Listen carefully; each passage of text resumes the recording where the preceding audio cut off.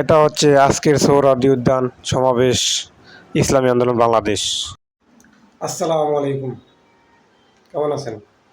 আশা করি আলহামদুলিল্লাহ ভালো আছেন। আপনারা কি দেখেছেন ইসলামী আন্দোলন বাংলাদেশের ডাকে ঢাকা সোহরাওয়ার্দী উদ্যানে কত লোক জড়ো হয়েছে? ইসলামী আন্দোলন বাংলাদেশের আমির দেখিয়ে দিয়েছেন তারা কি পারে। তাদের ডাকে কত মানুষ ছুটে আসে ঢাকাতে। তাদের কত পাগল আছে, তাদের ভক্ত কত আছে। তারা দেখিয়ে দিয়েছে তারা বাংলাদেশে কত বড় একটি দল। তাদেরকে পাশ কাটিয়ে, তাদেরকে বাদ দিয়ে কোনো দল, কোনো রাজনৈতিক দল বা কোনো রাজনৈতিক ব্যক্তিত্ব ক্ষমতায় যাবে, এটা এই বাংলাদেশে আর হবে না, হবে না, হবে না, ইনশাআল্লাহ। ইসলামী আন্দোলন বাংলাদেশকে এখনও ভালোবাসি, আগামীতেও বাসবো ইনশাআল্লাহ। যতদিন বেঁচে আছি এই ইসলামী আন্দোলন বাংলাদেশের পাগল হিসাবে বেঁচে থাকব, ভালোবাসা নিয়ে বেঁচে থাকব। এটা হচ্ছে আমার বন্ধু ইমন, লাল পাঞ্জাবি পরা, হাত ফাঁকা হাতে, যার থেকে ভিডিওগুলো সংগ্রহ করেছি। আমি সমাবেশে যেতে পারিনি, তার জন্য ক্ষমা চাচ্ছি সকলের কাছে।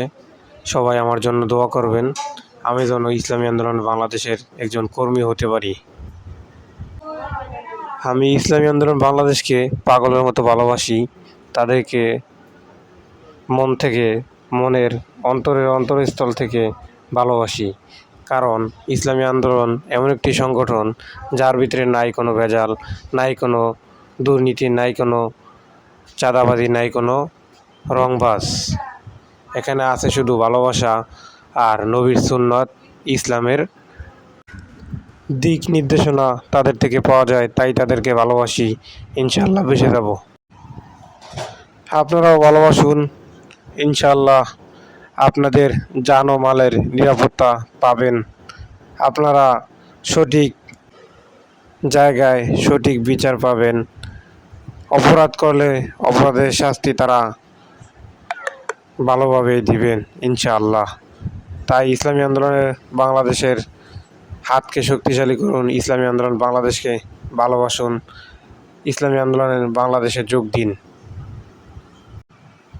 ইনশাআল্লাহ ইসলামী আন্দোলন বাংলাদেশের বিজয় একদিন হবে, মুসলিমদের বিজয় একদিন হবে, ইসলামের বিজয় একদিন হবে ইনশাআল্লাহ। এই বাংলাদেশে ইসলাম কায়েম হবে ইনশাআল্লাহ। আমি ইসলামী দল এবং আমাদের বড় বড় আলেম ওলামাদেরকে বলবো, আপনারা ঐক্য করুন,